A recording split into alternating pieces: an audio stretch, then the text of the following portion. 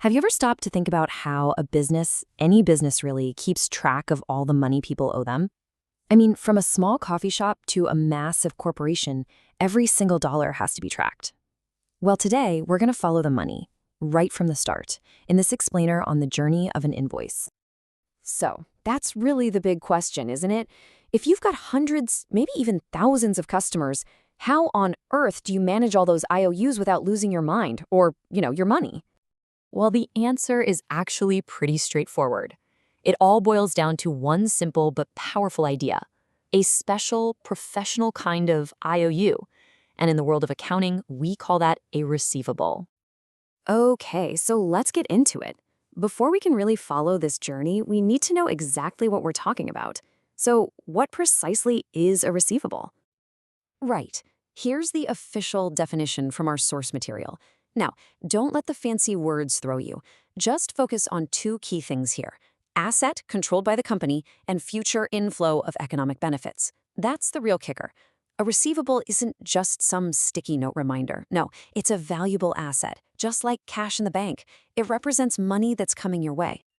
So, how do these valuable assets just appear?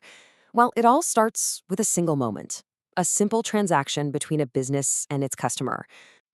The whole journey kicks off the second a sale is made on credit.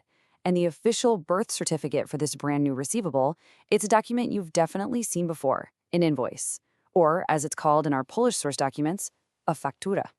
So once that invoice is sent, the transaction gets recorded using a surprisingly simple but incredibly powerful tool called the T account. And yeah, it gets its name because, well, it looks like the letter T. It's what accountants use to see how value flows from one place to another, like from a sale to the accounts receivable bucket. Now, every T account has two sides. In Polish accounting, you'll see them called wren and ma.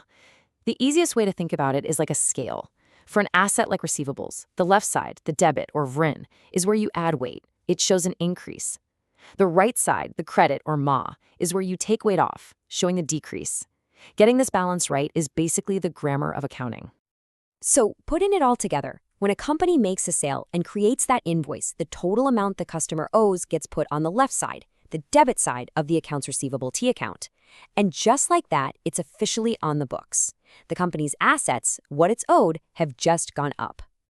Let's walk through a quick example from the source material to make this super clear. Say a company sells goods for 3,000 zloty plus tax. The total on the invoice comes to 3,690 zloty. That full amount, the whole 3,690, is immediately posted as a debit. And boom, the accounts receivable balance increases. The journey has officially begun.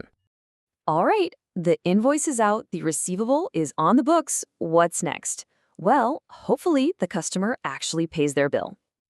And the trigger for this next step is a document called the wyciąg bankowy, which is just a bank statement. This is the official, undeniable proof that the cash has finally hit the company's account.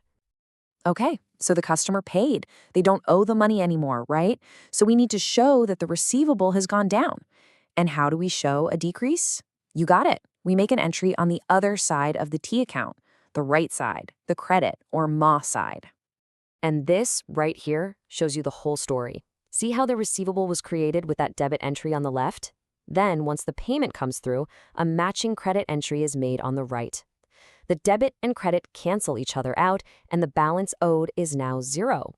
For this particular invoice, the journey is over, a happy ending. But of course, the journey isn't always quite so perfect. Sometimes there are bumps in the road, delays, complications. This is the question that probably keeps a lot of business owners up at night. What do you do when the due date on that invoice comes and goes and the money is still nowhere to be seen? When that happens, companies have a go-to tool for figuring out what's going on: the aging of receivables report. You can think of it as an early warning system for the health of a company's cash. This report is all about sorting by risk. It takes every single outstanding invoice and puts it into a column based on how late it is. So at a quick glance, we can see client A is fine, but client C, well, they're over a month late. The further to the right a number is on this report, the bigger the red flag for the business. Okay, so the aging report tells us there's a problem. Now the company has to decide what to do about it. That unpaid invoice is reaching the end of its journey one way or another. And really, there are only two ways the story can end. There's the happy ending, where the company eventually gets the payment, even if it's late. But then there's the sad ending. The company finally has to admit that the money is probably never coming back. This quote from one of our source exercises gives you a very real-world example of that sad ending. The customer went bankrupt. So the company has to face reality and write off a big chunk of that debt, basically accepting it as a loss. So we followed an invoice all the way through its life, from the moment it was created to its final fate. But look, this isn't just some boring accounting exercise. Why does getting this one process right matter so much to a business's actual survival? Let's just boil it down to the absolute essentials. First, remember that receivables are a critical company asset. They're its official IOUs, representing future cash. Second, that simple little T account is how we track their story, using debits when they're created and credits when they're paid. And third, and this is the big one, managing this whole journey isn't just about tidy books. It is the absolute lifeblood of a company's cash flow. So I'll leave you with this final thought. Now that you understand the life story of a single invoice, think bigger. What story does a company's entire portfolio of receivables tell you? How old are they? How many are late?